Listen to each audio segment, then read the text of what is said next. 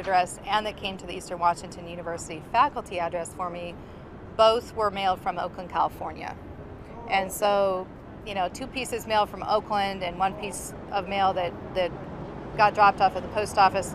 Again, it seems highly unlikely that an individual that had a key could have been at 2 places at once or would have flown to Oakland to mail those last 2 pieces. I think that's kind of reaching. So, were any of those other letters from Oakland, did any of those end up in the P.O. box, your P.O. box up there? No. In fact, we had a mail forwarding process where if mail would go to the P.O. box, because that box was closed down after the first incident, it would be sent to the Main Street address but the piece of mail actually got delivered directly, was addressed to 25 West Main Suite 239. And the postal worker that delivered it, I had a conversation with him, and he said that it looked suspicious, and he kind of wondered about putting it in a box, but he went ahead and did it anyway, and asked me if in the future, if he sees something that looks like that again, if he should just keep it at the post office. And I said, please do. And he said he'll do that and then put just a note in our box that they got a suspicious piece of mail. There have been other hate crimes committed against you and your family that have not resulted in an arrest. Do you think that the police department is trying hard enough to get to the bottom of who's terrorizing you? I'm not sure, and when it comes to the formality of deciding what a hate crime is, I really tried to let the police make that decision. So in the case of the mail, I called Crime Check 911, and described what happened, and they said, this is a hate crime, we're dispatching an officer to you to pick up the evidence. In the situation, one of the situations in North Idaho where my 2 sons were out in the garden and saw a noose hanging from the rafters, or what looked like a noose of rope that hadn't been there prior. The officers came and they actually listed that as a hate crime toward me and my sons at that particular point. And so, I really don't want to speculate on what, which particular incidents have been hate crimes and by who, because certainly there's been no conclusion in any of these incidents that have resulted in a suspect, and that is highly frustrating. It's been a stretch of years, and certainly no small amount of stress for my kids as well as myself. So I would love to live in a world where hate crimes didn't exist, and I could assure my children that we're safe and nothing will happen in the future. I guess with regard to the noose on the rafters, that turned out not to be a noose later on. I don't know that that's been concluded.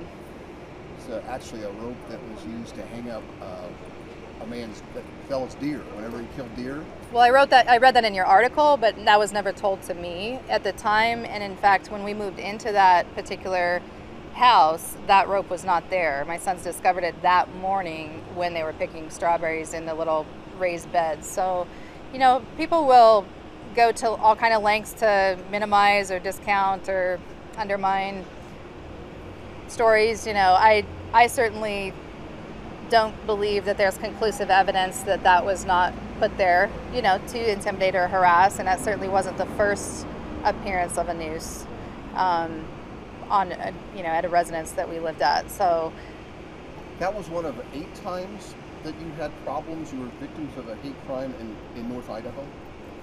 Again, whether, I don't know that it's 8 hate crimes decided by the police, but there were 8 incidents where we were harassed, yes. I'm sorry to hear that. You were the first to notice, hey, there's no canceled stamps on this envelope that was up in the P.O. box, there's no barcode. You kind of knew right off the bat that this probably didn't come through the mail. Mm-hmm. And so when you hear it comes down, they've kind of exonerated the postal employees that put it in there, and right. Now it's kind of like a key holder thing. If somebody said, if it's a key holder and there's only a couple of people have the keys, maybe one of the key holders did it. Well, again, I don't have any reason to believe that.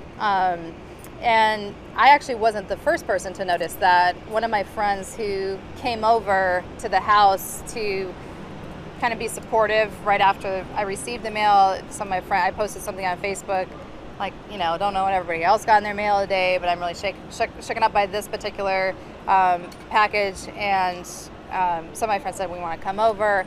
And so one of my friends, Tanya, came over, and at that point, when the officer arrived, he was looking at it, and she's like, that doesn't have a stamp on it. In fact, if you look at it, there's no barcode, and so she's the one that first noticed that, but certainly it was noticed prior to the investigation. If people hear that you have a key and they know that you've been victimized before, what would you say to the folks that say maybe you put that letter in there because you were one of the people that have the keys to do so? I don't know that I even have any words for that, because as a mother of 2 black sons, I would never terrorize my children, and I don't know any mother personally that would trump up or fabricate something that severe that would affect her kids. My son had slept for 2 weeks in my bed after we received that particular package, and he's 13 years old. That's the kind of terror that I, as a mother, and my son, as a black male, 13-year-old in Spokane, never needs to experience. And the slightest implication that I would perpetrate terror toward my kids is at best offensive, but I don't know how that would be a conscionable statement that anybody could live with or believe.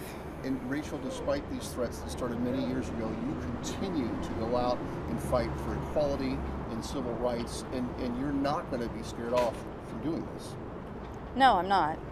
This is something that I've actually cared about since I was a young child, and I've been involved with social justice work since middle school, high school, college. It's part of my life work. So, some people might think that it actually, I've heard people say something about, oh, well, you get publicity from these hate crimes, and I think that's very sick as well, because that's not the kind of publicity anybody wants, is publicity of a negative and terrorizing scenario, especially death threats and photos of lynchings. And as a Black Studies professor, I know what these images mean and take them very seriously, given the history of racism in the United States. Speaking of that, did your dad ever make it to Spokane in January for the ribbon cutting? No, actually, he has unfortunately has bone cancer and was not able to get cleared for surgery, and so. God, that sounds like a terrible break for you. I'm sure that he would have been very proud of you. Is that your dad? Yeah, that's my dad. This man right here is your father? Right there? You have a question about that? Yes, ma'am. Okay. I was wondering if your dad really is an African-American man. That's I don't know what you're implying. Are you African-American? I don't understand the question of, I did tell you that, yes, that's my dad. And he was unable to come in January. Are your parents, are they white?